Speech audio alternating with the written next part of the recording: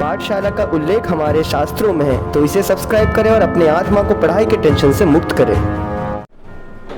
हाँ तो बॉयज़, स्वागत है आपका पाठशाला में। आज हम सिस्टम ऑफ पार्टिकल्स और रोटेशनल मोशन का सारे चीज़ों को कम्प्लीटली कवर करेंगे और एकदम बहुत ही ईजी वे में आपको समझाया गया है। इसके बाद आप इस चैप्टर के सारे क्वेश्चन कम से कम आराम से कर लोगे। ठीक है, तो शुरू करते हैं।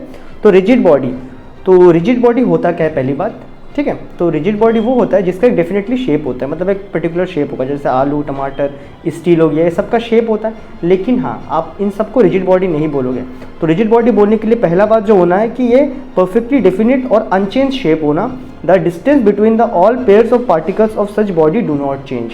तो कहने का बात है कि अगर आप इसके ऊपर कुछ भी हरकतें करो, ठीक है ना, अगर आप इसके ऊपर कुछ भी हरकतें करो तो इसका पार्टिकल्स का जो पोजीशन है ना वो चेंज नहीं होना। तो सिंपल सी बात है, अगर आप स्टील को देख लो, इसके ऊपर आप चाहे कितना भी फोर्स लगा लो, आप इसके ऊपर कितना भी फोर्स लगा लो, क्या इसका शेप चेंज होने वाला है? नहीं भाई, थोड़ा मोड़ा फोर्स से तो चेंज होने वाला नहीं है। वही लेकिन नींबू को देख लो भाई, थोड़ा सा फोर्स लगा दिया, इसका शेप चेंज हो गया। आलू को देख लो, थोड़ा सा फोर्स लगा दिया, इसका भी शेप चेंज हो गया। तो अगर परफेक्ट एग्जाम्पल किसी का है रिजिड बॉडी का, तो आप कह सकते हो आपके सारे जितने भी मेटल्स हैं, सोडियम वगैरह छोड़ के जितने भी मेटल्स हैं, सॉलिड मेटल्स जो हम यूज़ करते हैं, जैसे आयरन, स्टील, ये सारी चीज़ें हो गए। ठीक है, तो आगे देख लेते हैं। अब सुनो, अभी यहाँ पे जो आपको दो चीज़ें आपको इस चैप्टर में मिलने वाला है, एक तो है जाके ट्रांसलेशन मोशन, क्या मिलेगा आपको? एक मिलेगा ट्रांसलेशन मोशन और एक आपको मिल जाएगा रोटेशनल मोशन, और एक आपको क्या मिलेगा? Rotational motion. अब सुनो कि इन दोनों में डिफरेंस क्या है। तो ट्रांजिशनल मोशन, अभी तक आपने जितने भी सारे चीज़ें पढ़े हैं ना, जैसे आपने पढ़ा होगा बस मूव कर रहा है, क्या मूव कर रहा है? बस, ट्रेन, एरोप्लेन, जो कि एकदम सीधे एक डायरेक्शन में जा रहा है, तो वो सारे क्या हो गए आपके? Transitional motion. या फिर इसको हम लोग अभी तक क्या क्या बोल के पढ़े, इसको हमने बोला है लीनियर मोशन। तो ये सारे आपका ट्रांजिशनल या फिर लीनियर मोशन है। तो अभी रोटेशनल मोशन क्या है? रोटेशनल मतलब मोशन मतलब गोल गोल घूमने की बातें चल रही है यहाँ पे। किसकी? गोल गोल घूमने की बातें। ठीक है, गोल गोल कैसा भी घूमने, चाहे तो ऐसा डिस्क रखा है, वो ऐसा ऐसा घूम रहा है, वो भी चलेगा, लेकिन वो क्या कर रहा है? गोल गोल घूम रहा है। तो अभी यहाँ पे जो इंपॉर्टेंट कॉन्सेप्ट आपको सीखना है कि जो ट्रांजिशनल मोशन होता है ना, जैसे न्यूटन ने क्या कहा था, अगर ये बस मूव कर रहा है 50 किलोमीटर पर आवर से, बराबर, अगर ये बस मूव कर रहा है 50 किलोमीटर पर आवर से, तो आपका भी स्पीड कितना होगा? आपका भी 50 किलोमीटर पर आवर ही होगा। सब बंदे का क्या होगा? 50 किलोमीटर पर आवर। इसके अंदर अगर एक बक्सा रखा है, एक बॉक्स रखा है बस के अंदर, तो उसका भी कितना हो जाएगा? 50 किलोमीटर पर आवर हो जाएगा उसका भी स्पीड। डन। तो यहाँ पे लिखा है प्योर ट्रांजिशनल मोशन में कोई भी इंस्टेंट में पार्टिकल्स का क्या होता है? सेम वेलोसिटी होता है। ठीक है, लेकिन रोटेशनल मोशन में ऐसा नहीं होता है। अब ध्यान देना ज़रा। ठीक है, अभी नेक्स्ट स्लाइड आ जाते हैं। लेकिन जब एक रोटेशनल मोशन होता है कोई भी एक रिजिड बॉडी का, जैसे देखो ये साइकिल अगर मैं चक्का मानूं तो यहाँ पे फिक्स्ड होता है और क्या करता है? गोल गोल गोल गोल घूमते रहता है ना। अब सुनना ज़रा, तो ये जो चक्का है ना, चक्के में क्या होता है? पार्टिकल्स होता है। मान लेता हूँ यहाँ पे एक पार्टिकल है, डन, यहाँ में एक और पार्टिकल है स्पोक में, क्या बात है? क्लियर है यहाँ पे, और अगेन यहाँ पे एक पार्टिकल है, यहाँ पे भी एक पार्टिकल है। तो देखना ज़रा, अगर मैं बोलूँ इस चक्के की घूमने की बात है, ध्यान देना कि कैसे इसका वेलोसिटी अलग अलग हो जाता है, ध्यान देना। ठीक है, अब देखो, अगर मैं बोल रहा हूँ कि चक्का घूम रहा है, डन, तो मैंने बोला ये चक्का क्या है? रोटेशन कर रहा है। चक्का क्या कर रहा है? रोटेशन कर रहा है। ये चक्का पूरा रोटेशन कर लेगा कितने में? 1 मिनट में। कितने में? 1 मिनट में। डन। तो ये 1 मिनट में पूरा घूमने वाला है। चक्का पूरा घूमेगा मतलब इसके जितने भी पार्टिकल्स वो भी घूमने वाले। मतलब अगर मैं बोल रहा हूँ कि चक्का 1 मिनट में रोटेशन लेगा, तो ये जो पार्टिकल है 1 मिनट बाद क्या हो जाएगा? घूम के दोबारा यही आ जाएगा। समझ रहे हो ना? 1 मिनट बाद दोबारा घूम के यहीं पे आ जाएगा। ये जो पार्टिकल्स है ऐसे आगे जा जाएगा, दोबारा घूम के आ जाएगा। सेम ये जो पार्टिकल्स है ये भी 1 मिनट में क्या करेगा? घूम के यहाँ पे आ जाएगा। डन। और इसके बाद ये जो पार्टिकल है ये भी ऑब्वियसली घूम के ऐसे गोल गोल घूम के यहाँ आ जाएगा।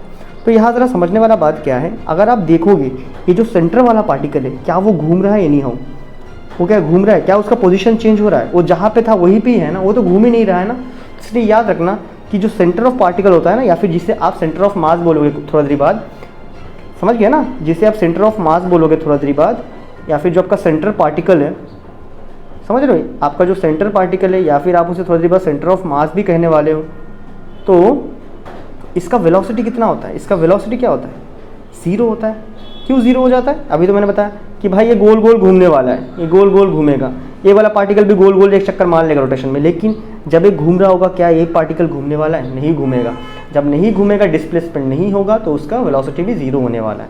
अब ज़रा यहाँ ध्यान देना, इसको देख लेते, ठीक है। अभी बाहर वाले इन 3 पॉइंट को लेकर भी समझेंगे कि कैसे इनका वेलोसिटी अलग अलग होता है।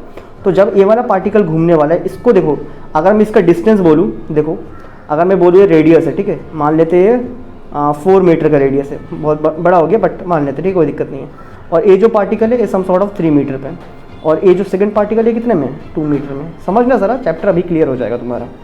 तो अभी जब ये घूमने वाला है ना, ये आउटर वाला पार्टिकल जो इसमें मैंने 1 पार्टिकल माना है, अगर मैं इस 1 पार्टिकल की वेलोसिटी या फिर स्पीड जो भी निकालूँ, कितना आ जाएगा, डिस्प्लेसमेंट या फिर distance covered by time, speed ही निकालते, चलो स्पीड निकालूंगा तो कैसे आ जाएगा, यहाँ से यहाँ तक इसको घूम के आना, कितना डिस्टेंस कवर किया डिवाइडेड बाय टाइम। तो इसने डिस्टेंस कितना कवर किया, जब ये वाला पार्टिकल घूमेगा तो ये ऑब्वियसली किसको कवर करने वाला है, इसका जो क्या बोलते हैं सर्कमफ्रेंस, उसी को कवर कर लेगा।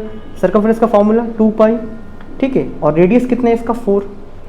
इसको टाइम कितना लगने वाला है, मैंने बोला 1 मिनट में रोटेट कर लेता है तो कितना लग जाएगा, 60 सेकंड मान लेते हैं। तो अगर आप देखो तो इसका सम सॉर्ट ऑफ वैल्यू आएगा, ठीक है, चलो कोई दिक्कत नहीं है। अगेन इस वाले पार्टिकल का देखते हैं, जो सेकंड पार्टिकल है हमारा, जो कितना है 3 मीटर में 3 मीटर का डिस्टेंस में जो पार्टिकल है उसका देखते हैं। तो इसका जो वेलोसिटी आ जाएगा कितना हो जाएगा, सेकंड वाले का वेलोसिटी या फिर स्पीड आप जो भी बोल लो, कितना आ जाएगा 2 पाई, डिस्टेंस कितना है 3 बाई, अगेन कितना टाइम में रोटेट करने वाला है 60 सेकंड में, डन।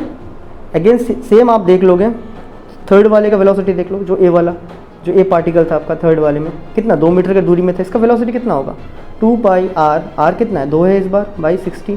तो अगर आप देखोगे तो आपको ये जो V1 आया, जो V2 आया, V3 आया, इसमें से ज़्यादा वैल्यू किसको मिलेगा, इस चीज़ को मिलने वाला है, क्योंकि इसमें 4 है भाई, फिर इसमें 3 और फिर इसमें 2, तो ऑब्वियसली इसका क्या हो जाएगा, कुछ ज़्यादा हो जाएगा। मान लेते हैं कि इसका कुछ 60 मीटर पर सेकंड आ गया, ऑब्वियसली आएगा नहीं, वो मान लेते हैं, मानने के बाद, ठीक है।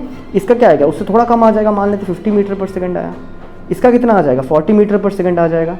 तो आप क्या देख सकते हो कि जैसे जैसे हम लोग सेंटर की ओर आ रहे हैं, वेलोसिटी क्या हो रहा है पार्टिकल का, या फिर स्पीड क्या हो रहा है पार्टिकल का, डिक्रीज हो रहा है ना। तो इसलिए याद रखना, जो आउटर मोस्ट, जो एकदम बाहर होता है ना, उसका वेलोसिटी सबसे ज़्यादा होता है, या फिर उसका स्पीड सबसे ज़्यादा होता है। वैसे ही जैसे जैसे हम अंदर आते रहेंगे, वेलोसिटी क्या होगा, वेलोसिटी या स्पीड आपका कम होते रहेगा, डन। जैसे ही वेलोसिटी कम होते होते कहाँ तक पहुँचेगा, 0 तक पहुँचेगा, और वो 0 किसका होता है, तुम्हारा सेंटर ऑफ मास का।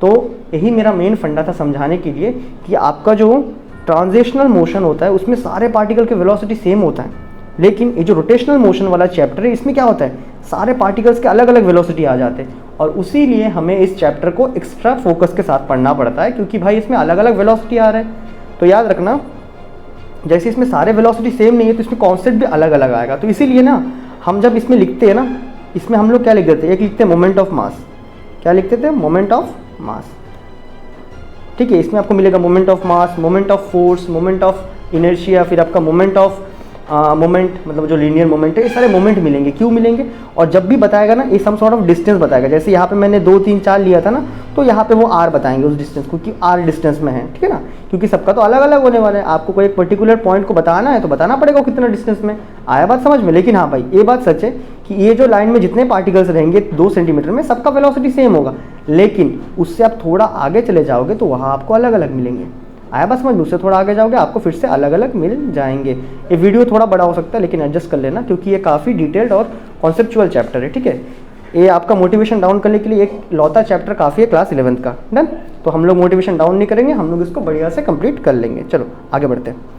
अब देखो मोमेंट ऑफ मास क्या आता है, तो थोड़ा देर पहले ही मैंने बताया था कि अगर कोई चीज़ गोल गोल घूमने वाला है तो इसके सारे पार्टिकल्स के क्या आ जाएंगे, अलग अलग वेलोसिटी आएंगे। तो इस सर्कल में जितने पार्टिकल्स है सबके वेलोसिटी क्या होंगे, कुछ होगा। उसी तरह बाहर में अगर एक और कोई एक मास बॉडी है तो बाहर में कुछ पार्टिकल्स होंगे तो उसके वेलोसिटी फिर से अलग अलग हो जाएंगे, डन ना। तो ये अंदर रहेगा फिर इसका भी अलग अलग हो जाएगा। तो ये मोमेंट ऑफ मास हमें क्या बताता है, सिंपल सी बात है, ये हमें बताता है जो मोमेंट है ना, मोमेंट जो पर्टिकुलर पोजीशन पे जो मास है ना वो कितना दूर में है। सिंपल सी बात है, m cross r, done. m r बताता है मोमेंट ऑफ मास, मतलब वहाँ पे जो मास है वो कितना दूर में है आपका रेफरेंस पॉइंट से, इसी को हम कहते हैं मोमेंट ऑफ मास, डन। कोई डेफिनेशन पूछेगा नहीं, समझाने के लिए बता रहा हूँ कि जो मोमेंट ऑफ मास होता है ना, क्या होता है, जो आपका मोमेंट ऑफ मास होता है, जो आपका मोमेंट ऑफ मास होता है वो क्या हो जाता है, कितना दूरी में उस पार्टिकल प्रेजेंट है, वो वाला पार्टिकल कितना दूरी में प्रेजेंट है, ठीक है, कितना दूरी में प्रेजेंट है वो वाला मास particle, that is mr, done. बराबर ना। अगर मैं पूछूं भाई ये देखो, अगर ए वाला पार्टिकल मेरा जो मेरा m1 पार्टिकल है वो r1 डिस्टेंस में है। तो मैं अगर बोलूँ भाई इस m1 जो मास है इसका मोमेंट ऑफ मास बताओ मुझे, इसका मोमेंट ऑफ मास बताओ, तो आप क्या बोल दोगे भैया इसका मोमेंट ऑफ मास हो जाएगा मेरा m1 पार्टिकल कितना दूर में प्रेजेंट है, जो कि r1 है सेंटर ऑफ मास से। तो ये हो जाएगा मेरा मोमेंट ऑफ मास। डन, चलो आगे बढ़ते हैं। आप देखो ये सेंटर ऑफ मास हम कैसे कैलकुलेट करते हैं। तो सेंटर ऑफ मास बेसिकली हम मोमेंट ऑफ मास के कॉन्सेप्ट से कैलकुलेट करते हैं। किसके? मोमेंट ऑफ मास के कॉन्सेप्ट से। अब देखो जब आप इस क्वेश्चन को करोगे ना तो आपको पता नहीं होगा कि कहाँ पे एग्जैक्टली सेंटर ऑफ मास है, लेकिन आप देखो अगर मैं आपको एक रॉड दे दूँ, अगर मैं आपको एक रॉड दे दूँ, मैंने बोलूँ यही मेरा पेन शायद रॉड है, तो मैं बोलूँ भाई इसको बैलेंस करके बताओ, तो आप क्या करोगे? कभी यहाँ उंगली रख के नहीं बैलेंस नहीं हो रहा है, कभी यहाँ डालोगे नहीं हो रहा है, कभी यहाँ डाल के देखोगे नहीं हो रहा है। तो हम लोग क्या कर रहे हैं? अप्रॉक्सीमेशन कर रहे हैं ना, लेकिन मैथमेटिक्स में ऐसा नहीं करेंगे। हम बोलेंगे हाँ भाई हमने मान लिया कि आपका जो सिस्टम है वो कुछ ऐसा, आपने 2 मासेस दे दिया, हमने बोला ठीक है भाई ए है, हम कहीं भी कोई एक पर्टिकुलर जगह पे हम ऑरिजिन मान लेंगे। न्यूमेरिकल दिखाऊंगा थोड़ी देर बाद, एकदम इजी हो जाएगा, ठीक है। हम लोग कोई भी एक पर्टिकुलर पॉइंट पे क्या मान लेंगे कि भाई ऑरिजिन है। तो जैसे मैंने मान लिया यहाँ पे ऑरिजिन है, डन, पेन आ जाता है एक बार, तो मैंने मान लिया यहाँ पे ऑरिजिन है, डन। उसके बाद क्या बताऊँगा मैं, ऑरिजिन के रिस्पेक्ट में इनका मोमेंट क्या है, डन। तो और जो सेंटर ऑफ मास होता है ना, आपने तो सबने पढ़ा होगा सेंटर ऑफ मास, जहाँ पे कंप्लीट बॉडी का मास कोइंसाइड होता है, डन ना। सेंटर ऑफ मास में क्या होता है? कंप्लीट बॉडी का मास क्या हो जाता है? बॉडी का मास क्या होता है? कोइंसाइड होता है, डन है ना। तो आप बोल सकते हो कि सेंटर ऑफ मास एक ऐसा पॉइंट है जहाँ पे पूरा बॉडी का मास कॉन्सेंट्रेटेड है। तो अगर मैं इसका मोमेंट निकालूँ, ठीक है, तो मतलब कहने की बात है कि जितना ये पार्टिकल में मोमेंट लगेगा उतना ही मोमेंट किसमें? सेंटर ऑफ मास पे भी लगना चाहिए। समझ रहे हो? जितना इस पार्टिकल पे मोमेंट लगेगा उतना ही सेंटर ऑफ मास पे लगने वाला है, इतना ही सेंटर ऑफ मास पे लगेगा। अब सुनो, आपको एक ऑरिजिन मान लेना है, आपका मर्जी है, कहीं से भी मान सकते हो, खाली सेंटर ऑफ मास को नहीं मानना, उसको छोड़ के कहीं भी मान लो, सब चलेगा। अब देखो अगर मैं मोमेंट ऑफ मास निकालूँ सेंटर ऑफ मास का, ठीक है, तो सेंटर ऑफ मास है तो ऑब्वियसली इसके अंदर दोनों मासेस रहेंगे, m1 और m2, जितना रहेगा उतना मास रहेगा इसका। तो अगर मैं इसका मोमेंट निकालूँ विथ रिस्पेक्ट टू ऑरिजिन, ठीक है, मैं अभी क्या निकालने वाला हूँ? मोमेंट निकालने वाला हूँ विथ रिस्पेक्ट टू ऑरिजिन। तो पहले वाले का मोमेंट क्या हो जाएगा आपका? m1 प्लस m2 है, सेंटर ऑफ मास का हुई है। सेंटर ऑफ मास मेरा ऑरिजिन से कितना दूर में? देख लो जरा, 1 cm लिखा है मैंने, 1 cm लिखा है, मतलब जितना मोमेंट इस सेंटर ऑफ मास पे लगेगा वही सेम मोमेंट इन दोनों पे भी लगेगा मेरा ऑरिजिन के रिस्पेक्ट में। तो ऑरिजिन के रिस्पेक्ट में m1 मास कितना दूरी में है? m1 x1 में, बराबर। और m2 मास कितने दूरी में है? देखो मैंने लिख के दिखाया यहाँ पे, m2 x2। तो यहाँ से मेरा सेंटर ऑफ मास कितना आता है x का, देखना ज़रा, m1 x1 plus m2 x2 divided by आपका सेंटर ऑफ मास जो कि m1 प्लस m2, ठीक है। तो इस चीज़ को समझना बेटर वे में अभी समझ आ जाएगा। जैसे एक न्यूमेरिकल ले लेंगे आप, देखो यहाँ पे दिया है, इस बार मैंने सेंटर ऑफ मास, देखो मैंने लोकेशन चेंज कर दी, मैं यहाँ पे 2 तरीके से करवाऊंगा, दोनों तरीकों को आप देख लो, ठीक है। तो पहला हो जाता है कि मैं रेफरेंस इसको मानने वाला हूँ, किसको? 3 kg को रेफरेंस मानूंगा, ठीक है। तो 3 kg क्या है मेरा? रेफरेंस है, डन। मैं इससे निकालने वाला हूँ सेंटर ऑफ मास एग्जैक्टली कहाँ पे आएगा।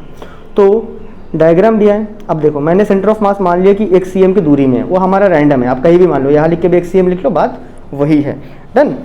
अब देखो, तो मैंने जब इसको सेंटर ऑफ मास का ऑरिजिन माना है, तो ये अगर मेरा ऑरिजिन है तो जो 3 kg का मास मेरा ऑरिजिन से कितना दूरी में है? वो तो उसी के ऊपर ही है ना। तो क्या हो जाएगा आपका, अगर मैं सेंटर ऑफ मास का बात करूँ, m1 m2 इंटू कितना आ जाएगा? 8। कितना सेंटर ऑफ मास को मैंने कितना माना? x cm मान के रखा है, कोई दिक्कत नहीं ना। x centre of mass is equal to इसका मोमेंट कितना आएगा? अगर मैंने ऑरिजिन इसको मान के रखा है तो इसका मोमेंट कितना हो जाएगा? मास m r1 कितना है यहाँ पे? 0 है, प्लस इसका मोमेंट कितना आ जाएगा? मास यहाँ से यहाँ तक कितना दूरी में हो? 4 में, बस कोई दिक्कत नहीं है। चलो आगे बढ़ते। तो x cm कितना हो जाएगा अपना?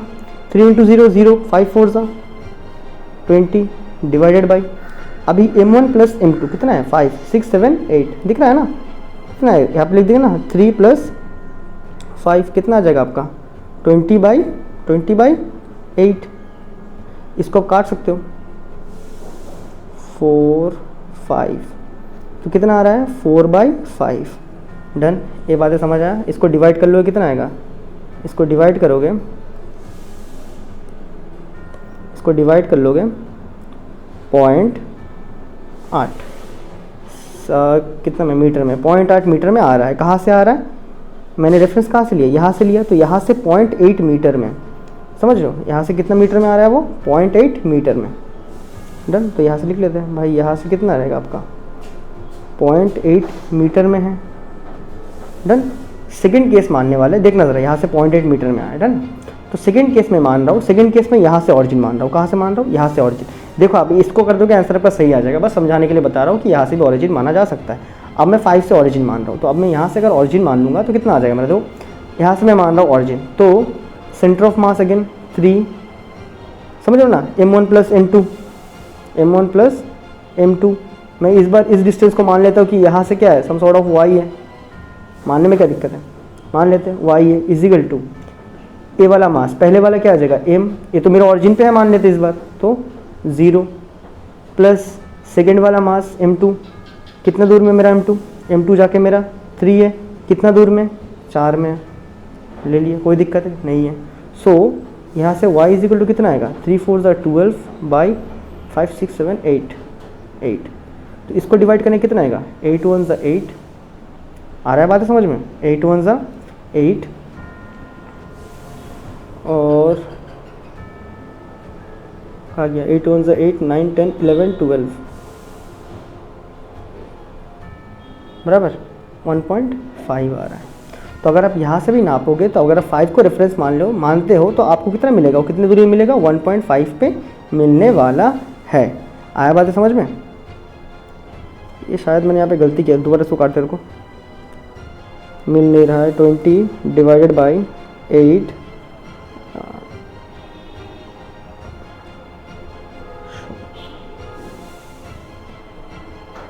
2.5 आएगा, है ना? तो यहाँ से कितना था, ये जो मैंने डिवाइड किया था, गलती किया था, यहाँ पे 2.5 आ रहा है, ठीक है। ये जो डिस्टेंस है कितना है 2.5 है। तो मतलब अगर मैं यहाँ से नाप रहा हूँ तो मुझे कितना है मिलने वाला है वो, अगर मैं इसको यहाँ से नाप रहा हूँ तो मुझे मिलने वाला है 2.5 में। डन। अगर ये टोटल 4 है तो अगर ये 2.5 है तो ऑब्वियसली बाकी बचा कुछ हिस्सा कितना रहेगा आपका, बाकी बचा कुछ हिस्सा हो जाएगा आपका 1.5। आया बात समझ में?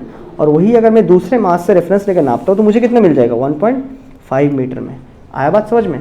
तो खाली सेंटर ऑफ मास से नहीं नापना, सेंटर ऑफ मास में 0 आ जाएगा आपका, क्योंकि आपको नहीं हो सेंटर ऑफ मास से निकालना है। अगर उसी को ऑरिजिन मान लोगे तो जब करोगे तो क्या आ जाएगा 0 आ जाएगा ना। आया बात समझ में? तो उसको छोड़ के कुछ भी कर लेना, उसको छोड़ के तुम कोई भी मास को रेफरेंस ले सकते हो, उसमें कोई दिक्कत नहीं होता है। यहाँ तक बातें क्लियर है? चलो आगे बढ़ते हैं अभी। अब देखो कुछ सिंपल ऑब्जेक्ट का आपको सेंटर ऑफ मास दिया गया है। जैसे अगर हम बात करें एक रिंग की, जो हम अंगूठी पहनते हैं ना हाथ में अंगूठी, तो उसका सेंटर ऑफ मास क्या होता है सेंटर में। फिर आपका डिस्क, टीवी देखने वाला डिस्क, उसका सेंटर में आ जाता है। रॉड का सेंटर में, स्पेयर का सेंटर में। तो यहाँ पे एक चीज़ याद रखना, जो सेंटर ऑफ मास होता है ना, जो सेंटर ऑफ मास होता है वो कोई भी बॉडी के ना आउटसाइड में भी हो सकता है, मतलब वो बाहर भी प्रेजेंट हो सकता है और इनसाइड में भी हो सकता है। जैसे सिंपल सी बात है, अगर मैं एक ऐसा एक फिगर दूँ आपको, तो आपको इसका सेंटर ऑफ मास कहाँ मिलेगा, इसके अंदर में ऑब्वियसली नहीं, यहाँ कहीं खुले में मिलेगा, यहाँ पे तो बॉडी है ही नहीं। तो सेंटर ऑफ मास बाहर भी हो सकता है बॉडी के, ठीक है। इसे याद रखना, सेंटर ऑफ मास आउटसाइड भी हो सकता है, इनसाइड भी हो सकता है। चलो अब देखो मोशन ऑफ सेंटर ऑफ मास, तो इसको कैसे समझेंगे हम लोग। मान लेंगे, देखो यार ये जो मैंने लिखा है, मैंने क्या लिखा है, मोमेंट ऑफ मास ही लिखा है ना, दिख रहा है ना। जो सेंटर ऑफ मास है वो r डिस्टेंस में प्रेजेंट है, मैंने जहाँ से भी ऑरिजिन माना है। अगेन जो वहाँ पे जो इंडिविजुअल पार्टिकल है, बहुत सारे पार्टिकल्स होंगे, तो मैंने बोला पहला पार्टिकल r1 में, सेकंड पार्टिकल r2 डिस्टेंस में, थर्ड पार्टिकल rn डिस्टेंस में। डन। उसके बाद मैंने क्या किया, जस्ट मैंने डिफ्रेंशिएट किया टाइम के साथ। तो टाइम के साथ वो जो पार्टिकल है उसका मास तो चेंज नहीं होता है ना, ऐसा तो नहीं ना आधा घंटा बाद पार्टिकल का मास ही चेंज हो गया, वैसा तो नहीं होता है जनरली। तो क्या चेंज होता है, उसका पोजीशन चेंज होता है। मतलब अभी मतलब मान लो, देखो अगर हम इसको गोल गोल घूमते हुए मान लेना, तो अगर मैं बात करूँ तो r यहाँ पे क्या है, r पोजीशन वेक्टर है, याद रखना। यहाँ पे खाली r नहीं है, वो पोजीशन वेक्टर है। डन। तो ये मैंने r लिख दिया, ये पोजीशन वेक्टर है। डन है ना। तो अभी देखो वक्त के साथ क्या चेंज हो रहा है, टाइम के साथ क्या हो रहा है, कभी इसका पोजीशन यहाँ जा रहा है, कभी इसका पोजीशन यहाँ चेंज हो रहा है, कभी इसका पोजीशन फिर से यहाँ चेंज हो गया। तो वक्त के साथ पोजीशन r चेंज हो रहा है। डन है। तो मैंने जब इसको डिफरेंशिएट किया, जब मैंने ये जो एम r था ना, इसको जब डिफरेंशिएट किया किसके साथ, वक्त के साथ कौन चेंज हो रहा है, तो मुझे मिला कि वक्त के साथ कौन चेंज हो रहा है, अपना पोजीशन चेंज हो रहा है। जब सेंटर ऑफ मास का भी पोजीशन चेंज हो रहा है वक्त के साथ पोजीशन वेक्टर में, क्योंकि भाई ज़रूरी नहीं है ना कि सेंटर ऑफ मास से, देखो मैंने पहले ही बोल दिया, आप ऑरिजिन आपका रेफरेंस आप सेंटर ऑफ मास से नहीं लोगे, तो ऑब्वियसली वो बाहर कहीं बैठ के यहाँ से ऑरिजिन ले रहा होगा बैठ के। आया समझ में? यहाँ से बैठ के अपना पोजीशन नाप रहा होगा, आर वेक्टर नाप रहा होगा, ठीक है। सारा पार्टिकल का आर वेक्टर ऐसे नाप रहा होगा बैठ के वो, तो ऑब्वियसली उसको अलग अलग टाइम पे अलग अलग जगह आर मिलने वाला है, डन है। तो वक्त के साथ आर चेंज हो रहा है कंटिन्यूअस, तो उसके बाद इसका आगे भी कर लेंगे। सो जो M1 है उसका भी जो पोजीशन है वक्त के साथ क्या हो रहा है, चेंज हो रहा है, डन है ना। सिमिलरली जो आपका M2 है उसका भी पोजीशन क्या हो रहा है, वक्त के साथ चेंज हो रहा है। ऐसा सबका पोजीशन वक्त के साथ चेंज हो रहा है ना, जितने पार्टिकल्स है सबका। और हमें पता है पोजीशन dr/dt मतलब distance with respect to time, change in distance with respect to time, क्या आपका वेलोसिटी नहीं है वो, समझ रहे हो, डिस्टेंस बाय टाइम, वेलोसिटी या फिर स्पीड, आपको जो बोलना है बोलो, कोई दिक्कत नहीं है, ठीक है। क्योंकि यहाँ पे हम किसकी बात कर रहे हैं, वेक्टर की तो बात कर नहीं रहे, ठीक है। आपको स्पीड है वेलोसिटी जो बोलना है बोलो, वेलोसिटी सुनने में अच्छा लगता है तो वही बोलेंगे, चलो अभी। सो M1 यहाँ पे dr/dt again change in position क्या हो जाएगा, उस पार्टिकल का वेलोसिटी आ जाएगा। सेम यहाँ पे M2 dr मतलब ए वाला क्या आ जाएगा, इस पार्टिकल का वेलोसिटी। तो ऐसे करके सारे पार्टिकल का वेलोसिटी मिल नहीं जाएगा। लेकिन हम अगर फिर से इसको देखेंगे, फिर से हम अगर इसको डिफरेंशिएट करेंगे तो हम क्या देखेंगे, जो वेलोसिटी है वो भी कंटिन्यूअस चेंज हो रहा है पोजीशन के साथ, बताया तो था ना, पोजीशन के साथ कंटिन्यूअस वेलोसिटी क्या हो रहा है, चेंज हो रहा है। तो यहाँ पे अगर हम लिख देंगे तो dv/dt आ जाएगा यहाँ पे। सिमिलरली यहाँ पे M1 dv1/dt आ जाएगा अपना, आया बात समझ में। यहाँ पे क्या आ जाएगा M2 dv2/dt। तो अगर आप देखोगे तो आपको फाइनली फॉर्मूला क्या मिलेगा, मास dv/dt क्या होता है आपका, एक्सीलरेशन नहीं होता है, मास इंटू एक्सीलरेशन m1a1।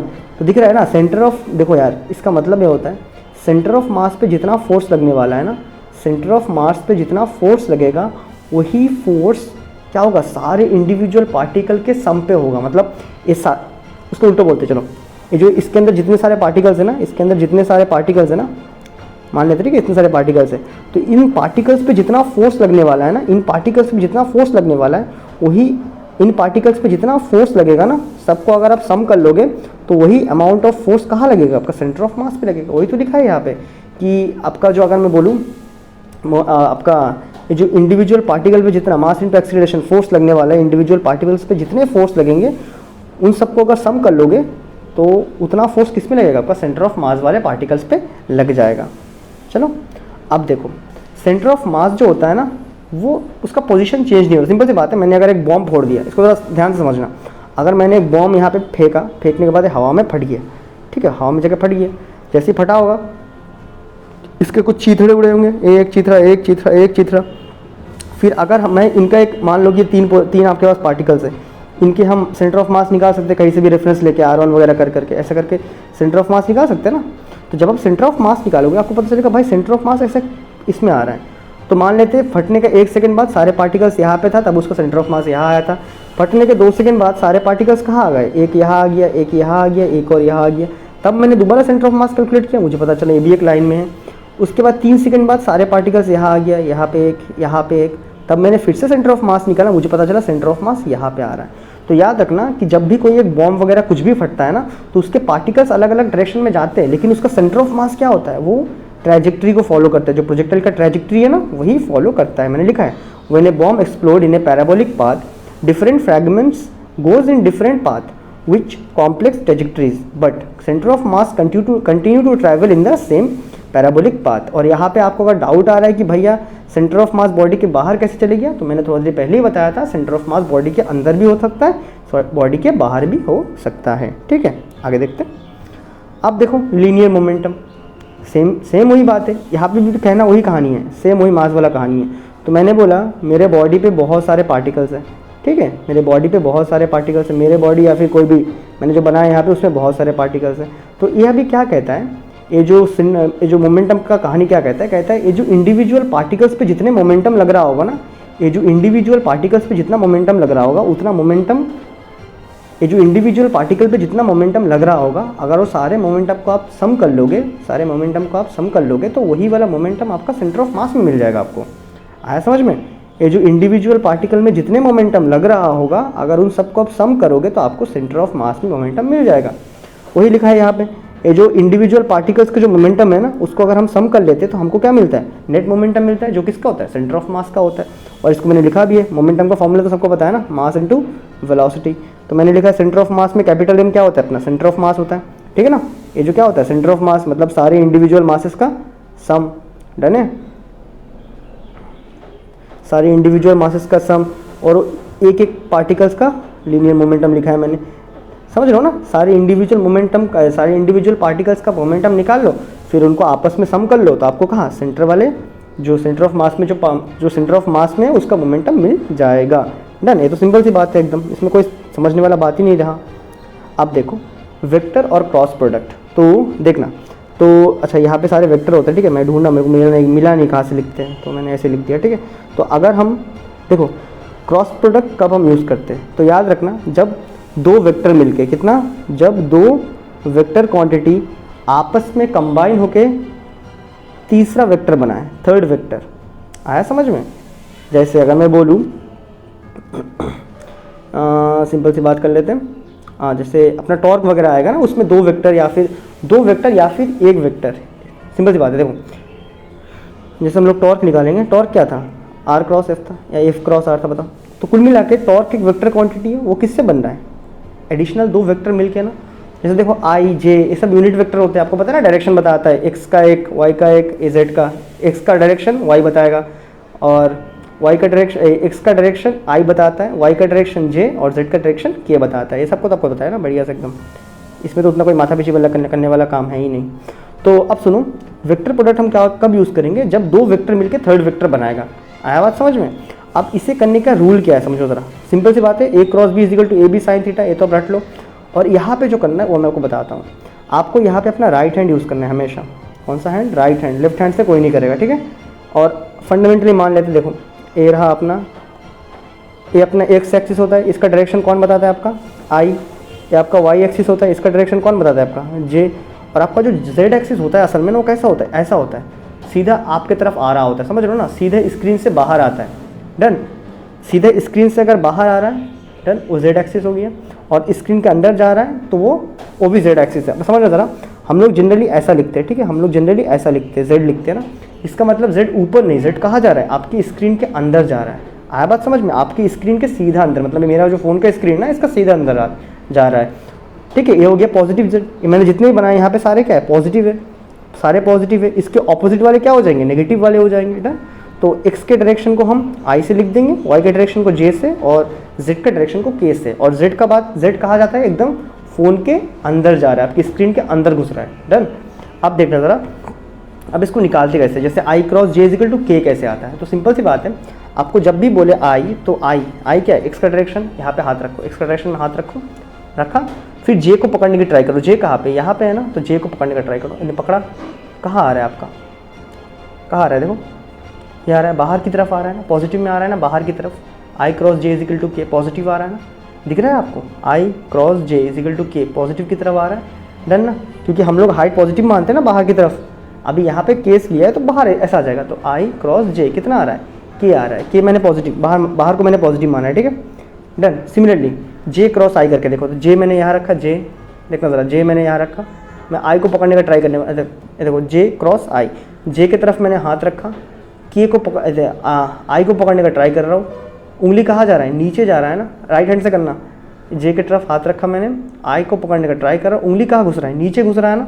तो नीचे घुस रहा है मतलब कौन से, नेगेटिव के में जा रहा है। अब इसको देखते हैं, जे क्रॉस के। तो पहला बात, के आपका कहाँ में, यहाँ पे मैंने ऊपर माना है ना, ऊपर आते हुए माना है मैंने ना। तो मैंने जे के डायरेक्शन में हाथ रखा, दिख रहा है ना।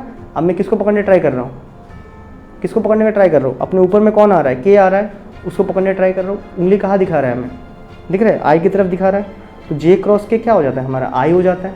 इसे देखो ज़रा, के क्रॉस जे। अब के क्या है, ऊपर की तरफ हाथ रखना है, ऐसे ऊपर की तरफ मैंने हाथ रख दिया। किसको पकड़ने ट्राई करना है, जे आई को, दिख रहा है ना, ये देख, के हाथ रखा, जे को पकड़ रहा हूँ, कहाँ आ रहा है, नेगेटिव आई। आया समझ में? के क्रॉस आई भी देख लो, के क्या मतलब, के क्या पॉजिटिव के, यहाँ रख दिया मैंने। आई को पकड़ना है मुझे, आई कहाँ आ जाएगा, यहाँ पे आ जाएगा आई। कहाँ आ रहा है आपका, ये मैंने, अच्छा के ऐसा पकड़ रहा हूँ, के आई कहाँ आ रहा है, जे में आ रहा है ना। ऑब्वियसली आप इसको भी करके देख लेना, ठीक है। आप बस ध्यान ये रखोगे, आपका जो उंगली है ना, आपका जो स्टार्टिंग का उंगली है, ये जो राइट हैंड यूज़ करना, आपका जो स्टार्टिंग का उंगली है, ये जो सारी उंगली, इसको किसके डायरेक्शन में रखो, ए के डायरेक्शन में रखो। और बी को पकड़ने की ट्राई करो, बी को पकड़ने की ट्राई करो, ठीक है ना, पकड़ना है उसको बस। और जो थंब का डायरेक्शन आएगा वही आपको जो मेन फोर्स का डायरेक्शन है वो बता देगा, ठीक है। जो मैंने फाइनल जो क्वांटिटी बनेगा यहाँ पे, जो A cross B is equal to some sort of C vector बन रहा है ना, तो सी वेक्टर का डायरेक्शन वो थंब आपको बता देगा। समझ आया ना। तो पहले आपके जो उंगली है ना, इन उंगली को कहाँ रखना, इन उंगली को किसके डायरेक्शन में, ए के डायरेक्शन में रखना। फिर इनको किसको पकड़ने का ट्राई करना आप, फिर आप इसको इससे बी को पकड़ने का ट्राई करना, और आपका जो अंगूठा आएगा वो आपको किसका डायरेक्शन बता देगा, सी का डायरेक्शन बता देगा। आप इसे एक बार ट्राई कर लो बैठ के, ठीक है। फिर भी नहीं हो रहा है तो कमेंट कर दो। अभी यहाँ पे अगर कैलकुलेशन करना है भाई, डायरेक्शन निकालना, तो हमने सीख लिया कि वैल्यू कितना आएगा वो कैसे पता करेंगे। तो उसके लिए सिंपल हम लोग मैट्रिक्स फॉलो करते हैं। अगर हमें बोला है कि ए क्रॉस बी का आप क्रॉस निकाल के बताओ हमें, तो हम क्या कर देंगे, ऐसा एक मैट्रिक्स बनाएंगे। यहाँ लिख देंगे आई, यहाँ लिख देंगे जे, यहाँ लिख देंगे के। उसके बाद पहले वाले का जो फर्स्ट होता है ना, फर्स्ट का आई का वैल्यू बताते हैं हमें 3, सेकेंड वाले का फिर से -3, थर्ड वाले का फिर से 1, अगेन बी का क्या लिख देंगे हम लोग, सेकेंड वाले का 4, फिर 9, फिर 2। उसके बाद जब क्रॉस करने बोला है तो सिंपल सी बात है, पहले आई को लिख लो, पहले आई को लिखो, लिख के ऐसा क्रॉस करना है, ठीक है। इन दोनों को काट लो, काट दिया तो क्या बचा आपके यहाँ पे, -3 और 2 बचा ना, तो -3 और -2 डन। पहले प्लस, फिर यहाँ पे आ जाएगा माइनस, से फॉर्मूला का स्टार्ट होता है प्लस से, फिर आएगा माइनस। अब माइनस लिख के इसको काट दो, अब क्या बचेगा, ए वाला लाइन बच जाएगा हमारे पास और ए वाला लाइन बच जाएगा डन। तो ए वाला लाइन में क्या हो जाएगा, कुछ तो गलती किया है, तो फिर से करते इसको, फिर से कर लेते हैं, फिर से कर लेते हैं भाई जा। ओके, तो पहले आई लिखा, आई लिखने के बाद आई लिखा, प्लस के साथ आई लिख दिया हमने, फिर इनको काट लेना है हमें। उसके बाद मल्टीप्लाई करना है, क्रॉस मल्टीप्लाई करो इनको, ठीक है, इसको क्रॉस मल्टीप्लाई करना है तुमको। 3 2 ज़ा 6, तो -6 आ जाएगा, -6 लिखा, फिर माइनस लिख के 9 1 ज़ा 9 लिख दिया। उसके बाद पहले प्लस लिखा, फिर माइनस, माइनस लिख के जे लिख दिया। उसके बाद फिर से इन्हें काट लेना है, इन्हें काट लोगे ना, तो बचा क्या इस बार, ए वाले बच जाएंगे। अब इन्हें क्रॉस मल्टीप्लाई करना है, तो 3 2 ज़ा कितना हो जाएगा आपके पास, 6 आ जाएगा। और यहाँ पे 4 1 ज़ा 4, माइनस लिख के 4 लिख दिया, प्लस लिखा, फिर माइनस लिखा, अब यहाँ पे दोबारा प्लस लिख देना है, के लिखा है, के लिख के अब ऐसे काट लो, ऐसे काटोगे तो क्या मिलेगा आपको, यहाँ पे ए मिल जाएगा ना, ये चारों आपको मिल जाएंगे। तो 9 3 ज़ा 27, यहाँ पे लिख देना है -3 4 ज़ा 12, साथ में -12 आ रहा है ना, आया बात समझ में। तो प्लस आई, जो नहीं लिखोगे तो भी चलेगा, 6 9 कितना आ जाएगा हमारे पास, 15 आ जाएगा, माइनस जे, यहाँ कितना आ जाएगा, 2 आ जाएगा, यहाँ प्लस के, ये देखो क्या हो जाएगा यहाँ पे 27 माइनस प्लस 12। जब यहाँ सम कर लेंगे कितना आएगा, -15 आई कैप -2 जे कैप और प्लस 7 8 9 2 + 3 मतलब 39 के कैप। तो ऐसे निकालते हैं, ठीक है। और डायरेक्शन का तो बताया था, ए के डायरेक्शन में हाथ रखो, बी को पकड़ने का ट्राई करो बस। चलो अब देखते हैं, अब angular velocity and it's relation with linear velocity. तो देखो हमने देखा सारे पार्टिकल अलग अलग वेलोसिटी में मूव कर रहे हैं, वो तो हमने देख लिया। अब देखो कि आप एंगुलर वेलोसिटी निकालोगे कैसे। तो हमने वेलोसिटी का डेफिनेशन क्या पढ़ा है बचपन से मतलब क्लास 11 के चैप्टर 1 से वेलोसिटी का डेफिनेशन हमने क्या पढ़ लिया है, वेलोसिटी का डेफिनेशन हमने क्या पढ़ा है, ये क्या होता है डिस्प्लेसमेंट, ये क्या हो जाता है अपना डिस्प्लेसमेंट अपॉन टाइम। लेकिन यहाँ पे कोई चीज़ अगर गोल गोल घूम रहा है तो यहाँ पे कौन सा डिस्प्लेसमेंट बोलेंगे हम, एंगुलर डिस्प्लेसमेंट। और एंगुलर डिस्प्लेसमेंट को हम क्या लिखते हैं, थीटा। आया समझ में, एंगुलर डिस्प्लेसमेंट को क्या लिखा जाता है, थीटा अपॉन टाइम। आपने पहला चैप्टर में पढ़ा भी है, एंगुलर डिस्प्लेसमेंट को थीटा से लिखते और इसको कैसे मेजर करते हैं, रेडियन में मेजर करते हैं, सब हमने पढ़ा है ना। अब जरा समझना इस बात को। ये देखो मैंने मान लिया कि ये हमारे पास एक बॉडी है, डन। चलो ये हमारे पास एक बॉडी है। अब देखो अगर मैं बोलूँ कि यहाँ पे एक पार्टिकल है, हमारे पोजीशन ये मेन पोजीशन, यहाँ पे एक पार्टिकल था, ठीक है, कुछ टाइम में मान लेते जब t = 12 हुआ था, जब 12 हुआ था, ठीक है, जब 12 AM हुआ था तब यहाँ पार्टिकल था, यहाँ पे था। उसके बाद थोड़ा देरी बाद पार्टिकल यहाँ आ गया, डन, यहाँ आ गया। अभी टाइम कितना हुआ है यहाँ पे, t = 12:01 बजा, ठीक है, 12:01 AM हुआ है। अब समझना ज़रा कि कितना टाइम लगा उसको यहाँ से वहाँ जाने के लिए। अगर आप देखोगे तो कितना बोलोगे, सर 1 मिनट लगा, 1 मिनट में वो यहाँ से वहाँ पहुँच गया। कितना डिस्टेंस कवर किया, एक तो डिस्टेंस यहाँ पे कवर किया है जो लीनियर पार्ट में आता है, जो इसका क्या है सर्कमफ्रेंस में कवर किया, और एक क्या हुआ है एंगल में भी थोड़ा बहुत चेंज कर दिया ना, थीटा। अगर मुझे यहाँ पे क्या निकालना है, अभी मुझे क्या निकालना है यहाँ पे एंगुलर वेलोसिटी। एंगुलर वेलोसिटी निकालना है। तो मैं क्या बोल दूंगा, एंगुलर वेलोसिटी को देखो v से तो नहीं लिखते, उसको लिखते ओमेगा से। किससे? ओमेगा इज इक्वल टू कितना चेंज हुआ है, थीटा। डिस्प्लेसमेंट कितना किया उसने, थीटा किया है। कितने टाइम में, टी में किया है। तो omega is equal to theta by T, एक फॉर्मूला आ गया मेरे पास। डन। और हमने जब पहला चैप्टर पढ़ा था तो हमने क्या बोला था, जो थीटा होता है ना, जो आपका एंगुलर डिस्प्लेसमेंट होता है, क्या होता है, कितना सर्कमफरेंस को कवर किया अपॉन एक पर्टिकुलर टाइम में। याद है ना, ए था एल, ए था आर, पढ़ा था ना हमने। Theta is equal to L by R, theta is equal to L by R पढ़ा था हमने, बराबर है ना। तो अगर मैं इसको लिखूं तो एक तो हो सकता है ओमेगा इज इक्वल टू कितना एंगुलर वेलोसिटी में चेंज हुआ अपॉन कितने टाइम में। ये बातें क्लियर है? डन। सो अगर मैं इसको और थोड़ा आगे लिखूं, क्या मैं थीटा को लिख सकता हूँ एल बाई आर, थीटा को क्या मैं एल बाई आर लिख सकता हूँ? तो मैंने लिख दिया थीटा को एल बाई आर, तो इसके नीचे क्या था, टी तो था ही। तो क्या मैं इसको ऐसा लिख सकता हूँ, एल बराबर बाई आर टी। अभी देखो एल बाई टी क्या है वैसे आपका, ये क्या है, लीनियर डिस्प्लेसमेंट है ना, लीनियर डिस्प्लेसमेंट अपॉन टाइम। ये क्या होता है, लीनियर डिस्प्लेसमेंट अपॉन टाइम, ये आपका वेलोसिटी नहीं है। तो क्या मैं इसको v बाई आर भी नहीं लिख सकता हूँ? So omega is equal to V by R भी लिखा जा सकता है ना। समझा कैसे लिखा, मैंने थीटा को बस एल बाई आर से रिप्लेस कर दिया। तो उसके बाद जब मैंने एल बाई आर से किया तो मैंने आर को ऐसे ही कोने में रख दिया और एल बाई टी आया। एल क्या है यहाँ पे, सर्कमफ्रेंस है। सर्कमफ्रेंस का change with respect to time, वो क्या होता है हमारा, लीनियर वेलोसिटी। तो क्या मैं उसको वी बाई आर लिख सकता हूँ यहाँ पे, एल बाई टी को अगर वी लिख दिया तो वी बाई आर लिखा जा सकता है, या फिर simply V is equal to omega R भी हम लिख सकते हैं। आया बात है समझ में? चलो अब इसके साथ में और कुछ एडिशनल टॉपिक भी देख लेते हैं। जैसे v is equal to omega R हम लिखते हैं ना, तो साथ ही साथ में याद रखना ये सिंपल वेलोसिटी, लीनियर वेलोसिटी और एंगुलर वेलोसिटी का रिलेशन है। आप इसी रिलेशन को फोकस में रखते हुए आप लिख सकते हो, जब आपका एक्सीलरेशन आएगा ना, लीनियर एक्सीलरेशन, वो एंगुलर एक्सीलरेशन के साथ कैसे रिलेशन में आएगा, अगेन अल्फा आर। आया बात समझ में? या फिर v इज इक्वल टू, जैसे ये तो हमने पढ़ा ही था, ओमेगा आर, सिंपली आप लिख सकते हो क्या, अल्फा इज इक्वल क्या बोलते हैं, linear acceleration is equal to alpha R, same relation में, ठीक है, इसमें कोई दिक्कत नहीं है। तो आई होप आपको एक एंगुलर वेलोसिटी वाला कॉन्सेप्ट क्लियर हो गया। तो इसमें कैसे निकालना है, अब इसका डायरेक्शन की बात कर लेंगे, क्योंकि वेलोसिटी है तो ऑब्वियसली डायरेक्शन होगा। अभी सिंपल सी बात है, अगर मैं आपको एक छाता दे दूँ, क्या दे दूँ, अगर मैं आपको एक छाता दे दूँ, मैंने एक छाता दिया आपको, मैंने बोला भाई इसको रोटेट करो, तो आप क्या करोगे, छाता का जो ऊपर वाला पार्ट है उसको पकड़ के घुमाओगे कि उसका जो हैंडल है उसको पकड़ के घुमाओगे? ऑब्वियसली उसके हैंडल के पकड़ के घुमाओगे ना। जैसे हैंडल को घुमाओगे पूरा छाता घूम जाएगा, बिंदास वाला गोल गोल घूमेगा। तो याद रखना जो एंगुलर वेलोसिटी या फिर जो एंगुलर एक्सीलरेशन होता है उसका डायरेक्शन क्या होता है, ऐसा होता है, गोल गोल घुमाना। डन। मतलब या तो वो क्लॉकवाइज घुमाएगा या फिर वो एंटी क्लॉकवाइज घुमाएगा। आया समझ में? तो जो आपका डायरेक्शन हो जाता है रोटेशनल मोशन में एंगुलर वेलोसिटी और एंगुलर एक्सीलरेशन का, वो क्या होता है, क्लॉकवाइज या तो एंटी क्लॉकवाइज। डन। आगे बढ़ते हैं अभी। अब देखो टॉर्क और एंगुलर मोमेंटम की बात करेंगे। तो जैसे इस चैप्टर में जैसे हम लोग अलग अलग चीज़ें पढ़ रहे थे, ठीक है ना, जैसे हम लोग फोर्स के बारे में अलग से बात किया था, फोर्स के बारे में अभी तक बात नहीं हुआ, तो हमने देखा यहाँ पे एंगुलर वेलोसिटी आ रहा है, सब चीज़ें आ रहा है, तो यहाँ पे एक टर्म आ जाएगा टॉर्क।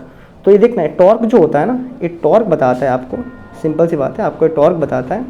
अगर आप कहीं से एक रेफरेंस लो, अगर आप कहीं से मान लो ये मेरा ऑरिजिन है, रेफरेंस मान लेता हूँ, तो यहाँ से जो ये पार्टिकल है ना, यहाँ पे जो ये पार्टिकल है, इस पार्टिकल में मैं ऑरिजिन के रेस्पेक्ट में कितना फोर्स लगा रहा हूँ, ऑरिजिन के रेस्पेक्ट में मैं कितना फोर्स लगा रहा हूँ, वही हमारा टॉर्क होता है। आया समझ में? बस रोटेशनल मोशन का एनालॉग है और कुछ नहीं है, कि मैं इस ऑरिजिन के रिस्पेक्ट में इस पर्टिकुलर ऑब्जेक्ट पे कितना फोर्स लगा रहा हूँ, वो भी परपेंडिकुलर डायरेक्शन में, मैं उसको रोटेट करना चाहता हूँ। डन है? तो मैं हमारे ऑरिजिन के रिस्पेक्ट में उस पर्टिकुलर पार्टिकल पे कितना फोर्स लगाना चाहता है, वही हमारा क्या होता है, टॉर्क होता है। डन है? तो अब देखना ज़रा, तो टॉर्क मैंने लिखा आर क्रॉस एफ।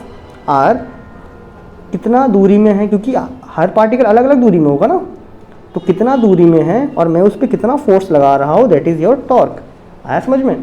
तो कुल मिला के बात है, रोटेशनल मोशन में जब भी बात करेंगे तो वहाँ पे दोनों चीज़ें रिलेटेड आएंगे। जैसे टॉर्क क्या है, रोटेशनल मोशन का फोर्स है, ठीक है ना। जैसे हम लोग यहाँ पे एंगुलर वेलोसिटी लिखे थे, देखो यहाँ पे हमने ओमेगा लिखा था ना, यहाँ पे गोल गोल घूमने वाली बातों के लिए अल्फा लिख दिया था, alpha angular acceleration.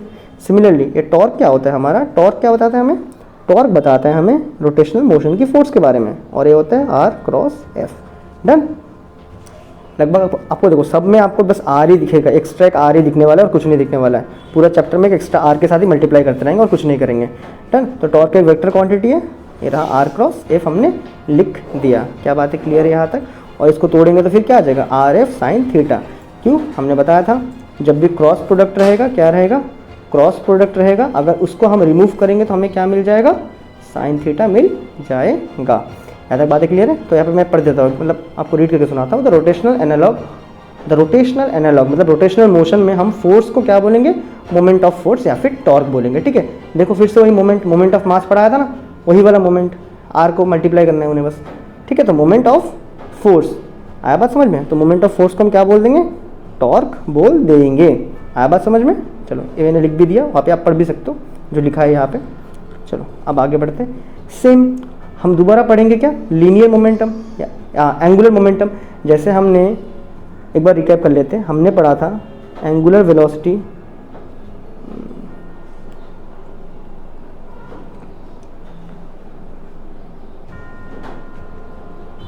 v is equal to हमने पढ़ा ओमेगा आर, डन। एक्सीलरेशन हमने पढ़ा अल्फा आर, डन। ये तो वो दो रिलेशन हो गए। हमने फोर्स में क्या पढ़ा है, जो यहाँ पे जो फोर्स होता है रोटेशनल मोशन में, हम उसे टॉर्क कहते हैं। ये क्या होता है आपका, आर क्रॉस एफ होता है, डन। सिमिलरली आपका इसमें जो लीनियर मोमेंटम होगा ना, जो सॉरी आपका इसमें जो एंगुलर मोमेंटम होगा उसे हम क्या बोल देंगे, एंगुलर मोमेंटम को हम एल से लिखेंगे और इसे क्या लिख देंगे हम, आर क्रॉस पी। ये भी सेम है, ये भी वही चीज़ बोल रहा है आपको, लेकिन किसके टर्म पे बोल रहा है आपको, एंगुलर मतलब ना रोटेशनल मोशन के टर्म पे हम उसको क्या बोल रहे हैं, लीनियर नहीं एंगुलर मोमेंटम बोल रहे हैं। तो जब भी एंगुलर मोमेंटम की बात करेंगे तो L is equal to R cross P, इसे हम लोग क्या बोल सकते हैं, मोमेंट ऑफ लीनियर मोमेंटम। जैसे टॉर्क को क्या बोला था, मोमेंट ऑफ फोर्स, इसी तरह इसको बोलेंगे मोमेंट ऑफ मोमेंटम या फिर मोमेंट ऑफ लीनियर मोमेंटम। खास करके पी की बात हो रही है, पता है ना, पी का मतलब क्या होता है, मास इंटू वेलोसिटी, और इसी को क्या बोलते हैं हम, लीनियर मोमेंटम बोलते हैं। क्या यहाँ तक बातें क्लियर है। अब चलो आगे बढ़ते हैं, देख लेते हैं चार्ज कितना बाकी है इसमें। ठीक है, चार्ज है अभी कंजर्वेशन ऑफ एंगुलर मोमेंटम। तो जैसे देखो लीनियर मोमेंटम वहाँ पे कंजर्व था, तो यहाँ पे एंगुलर मोमेंटम भी कंजर्व रहेगा। तो इसको बताओगे कैसे, वहाँ पे लीनियर मोमेंटम को कंजर्व बताने के लिए आपने क्या बताया था, एक्सटर्नल फोर्स आप नहीं लगा रहे हो, तो ऑब्वियसली लीनियर मोमेंटम क्या है, कंजर्व्ड है। यहाँ पे भी सेम, जैसे देखो अगर जो आपने अगर टॉर्क नहीं लगाया ना, अगर आपने टॉर्क नहीं लगाया, जो मतलब देखो यार कोई भी चीज़ को रोटेट करना है ना, ऐसे यहाँ पे अगर एक ऐसे यहाँ पे मान लो एक व्हील पड़ा है, तो अपने आप तो रोटेट होगा नहीं ना, आपको ऑब्वियसली इसमें फोर्स लगाना होगा। आप कहाँ फोर्स लगाओगे, और जिनके रिस्पेक्ट में सम सॉर्ट ऑफ पार्टिकल्स पे फोर्स लगाओगे ना। ऐसा समझ में, ऐसा तो नहीं कि पूरा इसमें फोर्स लगाने वाले हो, कुछ पार्टिकल्स पे लगाओगे, डन। जैसे साइकिल में क्या होता है, सेंटर ऑफ मास में लगाते हैं तो पूरा घूम जाता है, वैसे आप क्या कर सकते हो, इसका एक कोने को पकड़ के फोर्स लगा दो, तब भी तो ये घूमने ही वाला है ना। आया समझ में। तो यहाँ पे हम क्या लगा रहे हैं, मोमेंट ऑफ फोर्स लगा रहे हैं, हाँ या ना। और मोमेंट ऑफ फोर्स लगा रहे हैं इसीलिए गोल गोल घूम रहा है, मतलब टॉर्क लगा रहे हैं इसीलिए गोल गोल घूम रहा है। अब आप इसमें टॉर्क ही मत लगाओ, ऐसे ही पड़े रहना तो क्या घूमेगा, वो नहीं घूमेगा। अगर वो नहीं घूम रहा है तो मोमेंटम कंजर्व्ड है। इस टॉपिक को मैं एक और बार एंडिंग में उठाऊंगा, तब एकदम क्लियर हो जाएगा। जो लड़की घूमने वाला टॉपिक है ना, उसमें उठाऊंगा तो एकदम क्लियर हो जाएगा। तो याद रखो एंगुलर मोमेंटम कंजर्व्ड होता है। इसको बताने के लिए कैसे बताऊंगे, आप बोलोगे कि जो टॉर्क अगर मैं एक्सटर्नल टॉर्क में लगा रहा हूँ तो सिस्टम पे टॉर्क, देखो मैं एक्सटर्नली उस पर टॉर्क नहीं लगा रहा हूँ या फोर्स नहीं लगा रहा हूँ, तो कितना टॉर्क लग रहा होगा उसमें, जीरो लग रहा होगा, मैं लगा ही नहीं रहा हूँ। तो मैं कह सकता हूँ ना, जो मोमेंटम में जो चेंज हो रहा है, जो एंगुलर मोमेंटम में चेंज हो रहा है वो भी कितना हो रहा है, जीरो हो रहा है, चेंज ही नहीं हो रहा है। आया बात समझ में। चलो आगे बढ़ते हैं अभी। अब देखना इक्विलिब्रियम ऑफ रिजिड बॉडीज। तो रिजिड बॉडी दो तरह के, देखो अभी इसमें हम बात करेंगे दोनों, एक होता है ट्रांजिशनल इक्विलिब्रियम और एक होता है रोटेशनल इक्विलिब्रियम। तो ट्रांजिशनल इक्विलिब्रियम मतलब कि बॉडी रोटेट कर रहा है, क्या कर रहा है, बॉडी रोटेट कर रहा है रोटेशनल में, और रोटेशनल में मतलब बॉडी क्या कर रहा है, सिंपली लाइन में मूव कर रहा है। अब सिंपल सी बात, जब यहाँ पे एक बस चल रहा था ना, जब यहाँ पे एक बस अपना रोड में चलता है तो बस कैसे चलता है, सीधे चलते जाता है ना। ऐसा तो नहीं ना कि बस ऐसा गोल गोल गोल गोल मतलब ना गोल गोल गोल गोल लुढ़क लुढ़क के जा रहा है, नहीं जाता है ना, तो सीधा जाता है। अब जब सीधा जा रहा है, अभी हमने पढ़ लिया एक रिजिड बॉडी है, स्टील से बना होता है भाई, रिजिड तो है ही। अब जब ये रिजिड बॉडी है तब सीधा चल रहा है तो ऑब्वियसली इस पर क्या नहीं लग रहा है, आपका इसमें रोटेशनल फोर्स नहीं लग रहा है। क्या नहीं लग रहा है, रोटेशनल फोर्स नहीं लग रहा है, मतलब आपका इसमें क्या नहीं लग रहा है, टॉर्क आपका इसमें नहीं लग रहा है। टॉर्क नहीं लग रहा है, क्यों नहीं लग रहा है, क्योंकि वो इक्विलिब्रियम में है। अब जो इक्विलिब्रियम में है तो क्या है, वो रोटेशनल इक्विलिब्रियम में है। इसको ज़रा समझो, यहाँ पे देखो मैंने यहाँ पे मान लो यहाँ पे कुछ रखा है। अब देखना, जब यहाँ पे मैं इस दो एंड में इक्वल फोर्स लगा रहा हूँ तो तो बॉडी क्या करने वाला है, गोल गोल घूमने वाला है क्या, नहीं घूमने वाला है। ऑब्वियसली मैं यहाँ पे जितना झुका रहा हूँ इसको भी वहाँ पे, तराजू को देखा है ना, दोनों को ना बढ़िया से एकदम बैलेंस है, दिख रहा है ना, ऐसे दोनों को ना एकदम बढ़िया से बैलेंस्ड है। तो गोल गोल घूमने से तो रहा नहीं। अब जब ये गोल गोल घूमेगा नहीं तो मैं क्या बोल दूंगा, इस पर टॉर्क कितना है, नेट टॉर्क 0 है, ठीक है। लेकिन फोर्स क्या है, 2F है। मतलब अगर मैं इसको छोड़ दूँ तो गोल गोल घूमेगा कि ऐसे सीधा गिरने वाला है, सीधा गिरेगा ना। सीधा क्यों गिर रहा है, क्योंकि उसमें टॉर्क 0 है। अगर टॉर्क होता तो गोल गोल घूमने लग जाता है। डन। जैसे बस चलता है ना तो बस सीधा चलता है, क्यों, क्योंकि उसमें रोटेशनल जो टॉर्क है या फिर जो रोटेशनल मोशन है वो क्या है, 0 है। आया बात समझ में, या फिर टॉर्क आपका 0 है। वही एक और कंडीशन आता है जहाँ पे क्या होता है, जब कोई चीज़ गोल गोल घूम रहा होता है ना, सपोज जब ये कोई चीज़, मैंने इसको यहाँ पे बांध के रखा है मान लो, ठीक है, या फिर इसी को मान लो मैंने यहाँ पे बांध के रखा है। जब एक, अभी देखो इस केस में जब मैं यहाँ एक फोर्स लगाऊंगा तो ऑब्वियसली ये क्या कर लेगा, गोल गोल घूमना शुरू कर देगा ना। ये क्या करेगा, गोल गोल वहीं पे रख के गोल गोल घूमेगा। जब ये गोल गोल घूमेगा, क्या आप बोल पाओगे कि इसमें टॉर्क 0 लग रहा है, नहीं। अगर ये गोल गोल घूम रहा है तो टॉर्क 0 नहीं है। क्या इसमें फोर्स 0 लग रहा है, बोलोगे हाँ सर फोर्स तो 0 है। अगर आप देखो मैं यहाँ पे एक फोर्स लगा रहा हूँ, F = 10 न्यूटन मान लो, नीचे भी एक फोर्स लगा रहा हूँ, कितना, 10 न्यूटन का ही तो लगा रहा हूँ। है समझ में। अभी ये क्या है, पॉजिटिव डायरेक्शन में 10 है, ये नेगेटिव डायरेक्शन में, एक दूसरे का विपरीत में ना, ऑपोजिट में, तो यहाँ पे कितना रहेगा, 0 रहेगा। कोई फोर्स ही नहीं लग रहा होगा। क्योंकि देखो यार, अगर इसमें फोर्स लगता तो एक गोल गोल ऐसा घूमता कि घूमते घूमते ऐसा निकल जाता है, उसको हेलिकल मोशन बोलते हैं ना। देखो अगर कोई चीज़ पे खाली टॉर्क लग रहा है तो गोल गोल घूमेगा। आया समझ में। अगर टॉर्क के साथ फोर्स लग रहा है तो गोल गोल घूमेगा भी, आगे भी जाएगा। इसे बोलते हैं हम हेलिकल मोशन। क्या बोलते हैं इसको, हेलिकल मोशन। और ये फिलहाल चैप्टर में नहीं है। डन। तो आप 2 केसेस याद रखोगे। अगर उसमें टॉर्क 0 है तो बॉडी एकदम सीध में चलने वाला है, बस के माफिक, ट्रेन के माफिक।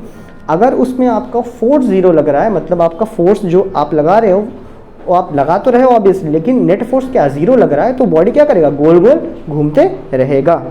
चलो अब देखते हैं कपल क्या है। एक कपल का मतलब होता है कि टॉर्क ही होता है। कपल का मतलब सीधी सी बात में टॉर्क होता है। क्या होता है, टॉर्क होता है। मैंने लिखा भी है, a pair of equal and opposite forces with different line of action is known as couple और टॉर्क। दिख रहा है ना, यहाँ पे वही सेम तो मैंने यहाँ पे पढ़ाया था ना, यहाँ पे जो चीज़ें पढ़ाया था वही चीज़ें तो यहाँ पे दोबारा लिख के दिया है।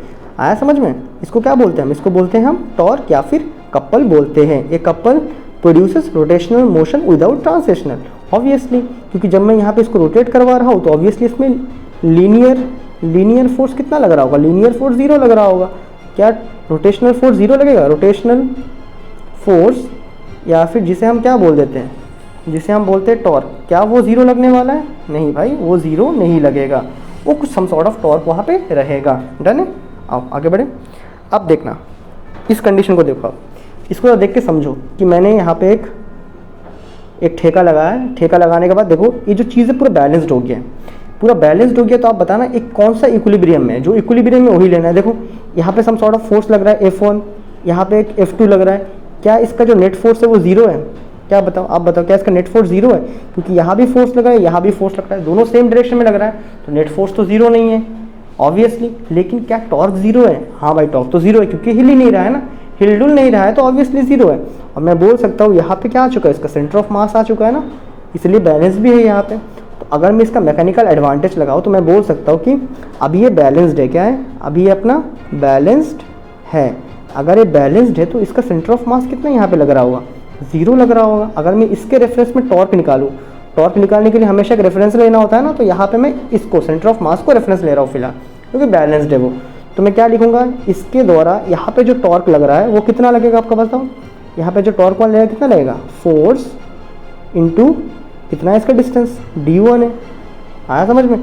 तो यहाँ पे टॉर्क कितना लग रहा है, टॉ 1 कितना लग रहा है, एक फर्स्ट फोर्स कितना टॉर्क प्रोड्यूस कर रहा है यहाँ पे, फोर्स इंटू d1। आया बात समझ में। सिमिलरली सेकंड वाला फोर्स कितना टॉर्क प्रोड्यूस कर रहा है आपका, यहाँ पे कितना t2 प्रोड्यूस कर रहा है, सेकंड फोर्स इंटू इसका डिस्प्लेसमेंट d2। ठीक है, आया बात है समझ में। अब देखना ज़रा, अभी अगर मैं बोलूँ कि भाई ये तो घूम ही नहीं रहा है, टॉर्क लग रहा है बट घूम नहीं रहा है, तो क्या मैं बोल सकता हूँ कि ये तुम्हारा रोटेशनल इक्विलिब्रियम में, क्या मैं बोल सकता हूँ ये रोटेशनल इक्विलिब्रियम में। आपको जब भी कोई न्यूमेरिकल सॉल्व करना है, आपको ढूंढ लेना है कौन सा इक्विलिब्रियम में, उसी के बाद उसको सॉल्व करना है। तो मैंने पता कर लिया कि ये कौन सा रोटेशनल इक्विलिब्रियम में, टॉर्क तो लग रहा है लेकिन बेचारा गोल गोल घूम ही नहीं रहा है। आया बात है समझ में। डन।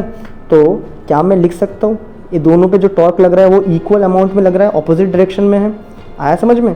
क्या मैं बोल सकता हूँ इनमें जो टॉर्क लग रहा है वो इक्वल अमाउंट में है और अपोजिट इन डायरेक्शन में भी है। डन। मैं यहाँ पे रेशियो निकालना चाहता हूँ फोर्स का, ठीक है ना। तो उसमें सिंपली क्या मैं लिख सकता हूँ, F1/F2 is equal to D2/D1। Minus का डायरेक्शन को छोड़ ही दो, वो रहेगा तो भी कोई बात नहीं है, नहीं रहेगा तो भी कोई बात नहीं है। बेसिकली फिजिक्स में हम ना नेगेटिव को क्या समझते हैं, फिजिक्स में डायरेक्शन ही समझते हैं ना। क्या बताता है आपको, डायरेक्शन ही बताता है, और तो कोई उसका काम है ही नहीं खास करके नेगेटिव का। अब नेगेटिव मास थोड़ी ना होता है फिजिक्स में भाई, समझ रहे हो ना। अब नेगेटिव वेलोसिटी बोल दोगे तो क्या ही बात बन जाएगा। तो नेगेटिव का मतलब क्या होता है कि वो डायरेक्शन बताता है। इसको आप रहने दो या इग्नोर कर दो, बात क्या है, सेम ही है। आपको बस यही चीज़ को देखना है। आया बात समझ में? तो इससे न्यूमेरिकल बनते हैं बहुत सारे, आप ट्राई करना है तो न्यूमेरिकल। अब देखो सेंटर ऑफ ग्रेविटी क्या होता है। तो सेंटर ऑफ ग्रेविटी का मतलब होता है कि आपका, जिसमें देखो यार मैंने बताया था सेंटर ऑफ मास पे क्या होता है, सेंटर ऑफ मास पे आपका वेलोसिटी क्या हो जाता है, वो मूव करता है क्या, नहीं करता है, वेलोसिटी जीरो होता है। एक्सीलरेशन कितना होगा फिर उसमें, एक्सीलरेशन भी जीरो होगा। सेंटर ऑफ मास पे फोर्स कितना लग रहा होगा भैया, फिर वो भी तो जीरो ही होगा ना। तो वही सेंटर ऑफ ग्रेविटी भी वही चीज़ को बताता है, लेकिन यहाँ पे जो एक्सीलरेशन होता है ना या फिर जो रोटेशनल फोर्स होता है वो जीरो होता है। और ग्रेविटी भाई, ग्रेविटी बोलते ही हमें किसका बात याद आता है, हमें अर्थ की बात याद आता है ना। तो यहाँ पे इसको अर्थ के साथ रिलेट किया जाएगा। अभी यहाँ पे देखो मैं पढ़ के सुनाता हूँ। The centre of gravity of a body is that point where the total gravitational torque. अब ग्रेविटेशनल टॉर्क क्या होगा भाई, आप बताओ। ग्रेविटेशनल टॉर्क ऑब्वियसली, टॉर्क के लिए हमें फोर्स चाहिए, फोर्स के लिए हमें एक्सीलरेशन चाहिए। एक्सीलरेशन कौन प्रोवाइड करेगा, एक्सीलरेशन ड्यू टू ग्रेविटी। ये वो पॉइंट है जहाँ पे ग्रेविटेशनल टॉर्क जीरो होता है कोई बॉडी में, और हमने पहले ही पढ़ रखा है, बस इसको सेंटर ऑफ मास के टर्म पे पढ़ा था। लेकिन यहाँ पे सेंटर ऑफ ग्रेविटी बता रहा है कि आप इसे थोड़ा अर्थ के साथ रिलेट कर लो, दिख रहा है ना। अब जनरली क्या होता है, सेंटर ऑफ ग्रेविटी और सेंटर ऑफ मास क्या होता है, कोइंसाइड होता है अगर वो ग्रेविटी में है या फिर ग्रेविटी फ्री स्पेस में। अगर आप देखोगे इस पूरे अर्थ या पूरे सोलर सिस्टम में अगर आप देखोगे तो आपको स्पेस में क्या, ग्रेविटी नहीं मिलेगा, आपको स्पेस में ग्रेविटी नहीं मिलेगा, और आपको अर्थ में क्या मिल जाएगा, अर्थ में आपको ग्रेविटी मिल जाएगा। मतलब कहने की बात वही है, आप कहीं भी जाओ आपको सेंटर ऑफ मास और सेंटर ऑफ ग्रेविटी सेम ही मिलने वाला है। आया बात समझ में? चलो आगे बढ़ते हैं। अभी अब देखो ए मोमेंट ऑफ इनर्शिया क्या होता है, मोमेंट ऑफ इनर्शिया। तो इनर्शिया हमने क्या पढ़ा था, इनर्शिया मतलब क्या होता है, resistance to change its motion. आया समझ में कि बॉडी अपने आप के मोशन को, अगर वो चल रहा है तो वह चलते रहना चाहता है, अगर वो बैठा है तो बैठे रहना चाहता है, वो मूव नहीं करना चाहता है, तो उस रेजिस्टेंस को क्या बोलते हैं, इनर्शिया बोलता है। अब मोमेंट ऑफ इनर्शिया, तो ऑब्वियसली यहाँ पे हम गोल गोल घूमने की बात कर रहे हैं ना, तो मोमेंट ऑफ इनर्शिया हमें वही बताता है कि बॉडी अपने आप को कितना रोटेशनल में चेंज कर, मतलब रोटेशन कितना नहीं करवाना चाहता है। अब लीनियर वाले को पढ़ा था, लीनियर इनर्शिया। ऐसे वाले क्या पढ़े थे कि बॉडी को जब फोर्स लगाओगे, न्यूटन का फर्स्ट लॉ ऑफ इनर्शिया, जब फोर्स लगाओगे तभी मूव करेगा, अगर वो मूव कर रहा है तो मूव करते ही रहेगा, तो उसको रोकोगे फोर्स लगाओगे तब वो रुकेगा। और यहाँ पे मोमेंट ऑफ इनर्शिया क्या बताता है, बॉडी अगर ऐसे ही सीधा खड़ा है ना तो वो रोटेट नहीं करना चाहता है, समझ रहे हो ना। बॉडी अगर ऐसे पड़ा हुआ है तो वो रोटेट नहीं करना चाहता है। अगर आपको इसे अगर रोटेट करवाना है तो आपको क्या करना होगा, इसको सम सॉर्ट ऑफ फोर्स लगाना होगा, ठीक है ना। आपको सम सॉर्ट ऑफ फोर्स देना होगा, मतलब आपको इस मास को मूव करवाना होगा। इस मास को जब आप मूव करवाना चाहोगे तो वो बोलेगा नहीं भाई मैं तो इतना फोर्स में नहीं रोटेट करने वाला हूँ, उसको और थोड़ा ज़्यादा फोर्स चाहिए रोटेट करने के लिए। तो वो जो प्रॉपर्टी है उसी को हम क्या बोलते हैं, मोमेंट ऑफ इनर्शिया बोलते हैं। यहाँ पे लिखा है मैंने, moment of inertia is the analogue of mass in rotational motion, ठीक है। मोमेंट ऑफ इनर्शिया अबाउट छोड़ो क्या लिखा है, it can be regarded as measured of rotational inertia of a body. हाँ ऐसा ही लिखा है, इसे देखो खाली, it measured of rotational inertia of a body, it is regarded as, छोड़ो, मेजर ऑफ, मेजर मापते हैं, रोटेशनल घूमने की, inertia resistance of a body, ये घूमने को, ये अपने आप को गोल गोल घुमाने को कितना रेजिस्ट कर रही है, उसी को हम क्या बोलते हैं, मोमेंट ऑफ इनर्शिया। आया बात समझ में, सिंपल एंड स्वीट में। अब देखो किस किस पे डिपेंड करता है। तो पहला बात मास ऑफ द बॉडी, अभी जितना बड़ा मास होगा उतना ज़्यादा क्या बन जाएगा, इसका मोमेंट ऑफ इनर्शिया होगा। जैसे मैं बोलूँ इसका मोमेंट ऑफ इनर्शिया ज़्यादा है कि इसका है, आप बोलोगे भैया इसका मास ज़्यादा है तो ऑब्वियसली ये होगा, इसका कम है तो इसका मोमेंट ऑफ इनर्शिया भी कम होगा। मतलब क्या, इसको घुमाने के लिए आपको कम फोर्स लगाना है ना, ये तो बड़े वाला बहुत भारी वाला है तो इसको घुमाने के लिए बहुत ज़्यादा फोर्स लगाना होगा। आया बात समझ में। शेप, अभी मान लो कि इसी को मैंने पिघला के एक ये बना लिया, एक क्या बॉक्स बना लिया, फिर इसी को मैंने पिघला के एक और जो गोल बना लिया। अभी आप बताओ इसको घुमाने में आपको किसको ज़्यादा तकलीफ होगा, इसको ऑब्वियसली तकलीफ होगा घुमाने में ना, ये तो गोल गोल घूमना ही नहीं चाहेगा। डन। तो शेप के ऊपर भी डिपेंड करता है। और डिस्ट्रीब्यूशन ऑफ मास, इसको जरा ऐसे समझना, ये देखो मैंने क्या किया, ये मैंने एक पार्टिकल सिस्टम बनाया, डन, और मैं यहाँ पे खड़ा हूँ, मैं इसको पकड़ के ऐसे घुमाने वाला हूँ, डन, मैं इसको यहाँ पकड़ के घुमाने वाला हूँ, और सिम मैंने इन चीज़ों को दोबारा लिया है, बट मेरा बगल में लेके मैंने ऐसे बगल में लेके रखा है। अब बताओ मैं अगर इनको लेके घुमाऊँ तो ईजिली मैं कब घुमा लूँगा, यहाँ पे जब बगल में रहेगा मैं ईजिली पकड़ के सबको घुमा लूँगा। यही इतना दूर दूर रखा है तो घूम पाएगा क्या है, थोड़ा मुश्किल होगा ना। तो डिस्ट्रीब्यूशन ऑफ मासेस पे भी डिपेंड करता है कि कितना मासेस डिस्ट्रीब्यूटेड है, किस तरह कितने दूरी में डिपेंड है, मतलब कितने दूरी में मासेस रखा गया है। तो मोमेंट ऑफ इनर्शिया क्या होता है, ये आपका बताता है बॉडी अपने आप को गोल गोल घूमने से कितना रेजिस्ट कर रहा है, ठीक है ना। वो गोल गोल घूमना कितना नहीं चाहता है, वही क्या होता है, अपना मोमेंट ऑफ इनर्शिया होता है, डन। और ये किस पे डिपेंड करता है, आपका मास पे डिपेंड करता है, जितना ज़्यादा मास उतना घुमाने में तकलीफ, तो मोमेंट ऑफ इनर्शिया ज़्यादा। इसके शेप में डिपेंड करता है, मास चाहे आप कम भी कर लो, लेकिन अगर आप आधे टेढ़े शेप बनाओगे तो घूमना नहीं चाहेगा। और डिस्ट्रीब्यूशन ऑफ मासेस, आप चाहे अगर मास को अगर ऐसे बिखरा के रखोगे यहाँ हुआ, फिर आप उसको घुमा नहीं पाओगे, बहुत मुश्किल होगा। वही अगर बगल में रखो, घुमा लो, इजी घूम जाएगा एकदम, ठीक है। अभी रेडियस ऑफ गायरेशन क्या है, अगेन एक इमेजिनरी पॉइंट है, एक इमेजिनरी पॉइंट है, आया बात समझ में, एक काल्पनिक बिंदु। अब ये क्या बोलना चाहता है हमें, ये हमें बोलना चाहता है, सपोज अगर मैं एक बॉडी को मान लूँ, हमारे पास एक बॉडी है, डन। तो मैं क्या बोलूँगा कि इस पूरा बॉडी का जो इनर्शिया है ना, ये पूरा बॉडी अपने आप को रेजिस्ट करना चाहता है नहीं घुमाने पे। ये पूरा बॉडी क्या गोल गोल घूमना नहीं चाहता है ना, पूरा बॉडी गोल गोल नहीं घूमना चाहता है, वही क्या है उसका मोमेंट ऑफ इनर्शिया है। मैं बोलूँगा कहीं ना कहीं एक ऐसा पार्टिकल है इसके एक्सिस से के डिस्टेंस में, कहीं ना कहीं एक ऐसा पार्टिकल है इसके एक्सिस से के डिस्टेंस में जिसका मास m है, और जितना रेजिस्टेंस है पूरा बॉडी प्रोवाइड करता है घूमने में, मतलब जितना मोमेंट ऑफ इनर्शिया पूरा बॉडी प्रोवाइड करता है घूमने में, उतना मोमेंट ऑफ इनर्शिया ये लौता पार्टिकल भी प्रोवाइड कर देता है, m वाला पार्टिकल। आया बात समझ में। रेडियस ऑफ गायरेशन वो डिस्टेंस है, वो हमें ये बताता है कि पूरा बॉडी कितना मोमेंट ऑफ इनर्शिया, कितना रेजिस्टेंस प्रोवाइड करता है घूमने में। वही सेम रेजिस्टेंस एक m वाला पार्टिकल जो वहाँ पे है वो भी प्रोवाइड करता है, जो कि के डिस्टेंस में सिचुएटेड है। आया बात समझ में कॉन्सेप्ट। अभी देखो मोमेंट ऑफ इनर्शिया को हम लिखते कैसे हैं, मोमेंट ऑफ इनर्शिया, या फिर इसी को क्या बोलते हैं, moment of mass, moment of mass. हमने पढ़ा था मोमेंट ऑफ मास क्या था अपना, mr था। इसको दोबारा आप, इसका mr क्या था, मोमेंट ऑफ मास था, इसका दोबारा मोमेंट निकालो क्या मिल जाएगा, mr²। तो आपका मोमेंट ऑफ इनर्शिया का फॉर्मूला क्या बन जाता है हमारे पास, mr²। कैसे पता किया, ये क्या होता है हमारा मोमेंट ऑफ मास। आया बात समझ में, मोमेंट ऑफ मास। अब मोमेंट ऑफ मास हमने क्या पढ़ा है, ये तो हमें बोलता है mr, और दोबारा इसका मोमेंट निकालोगे क्या, r से मल्टीप्लाई कर दो, बस बात खत्म, तो mr² आ जाएगा। आया बात समझ में, ये होता है आपका मोमेंट ऑफ इनर्शिया का फॉर्मूला। अब रेडियस ऑफ गायरेशन का फंडा हमने क्लियर कर लिया। ए एक्सिस से एक ऐसा पॉइंट के, मतलब एक्सिस से के डिस्टेंस पे एक ऐसा मास m प्रेजेंट है, वो जितना रोटेशन को रेजिस्ट करता है सेम अमाउंट ऑफ रेजिस्टेंस पूरा बॉडी भी करता है, ठीक है, डन। तो मैं अगर बोलूँ, मैं अगर इस पॉइंट का निकालूँ, मैं अगर इस पॉइंट का मोमेंट ऑफ इनर्शिया निकालूँ, मैं बोल सकता हूँ पूरा बॉडी जितना रेजिस्टेंस कर रहा है, इनर्शिया कर रहा है, उतना ये पॉइंट भी कर रहा है। और इसका मोमेंट ऑफ इनर्शिया कितना रहेगा एक्सिस के रिस्पेक्ट में, m, डिस्टेंस कितना हो जाएगा, पहले क्या हो जाएगा, इसका मोमेंट ऑफ मास निकालेंगे, m के निकालेंगे, ए क्या हो गया इस पॉइंट का मोमेंट ऑफ मास, इसका दोबारा मोमेंट k लिख देंगे, तो i इजिकल टू क्या हो जाएगा, mk², या फिर सिंपली आप बोल सकते हो I/m इजिकल टू k², या फिर k इजिकल टू √I/m। क्या यहाँ तक बातें क्लियर है। चलो अब आगे देखते हैं।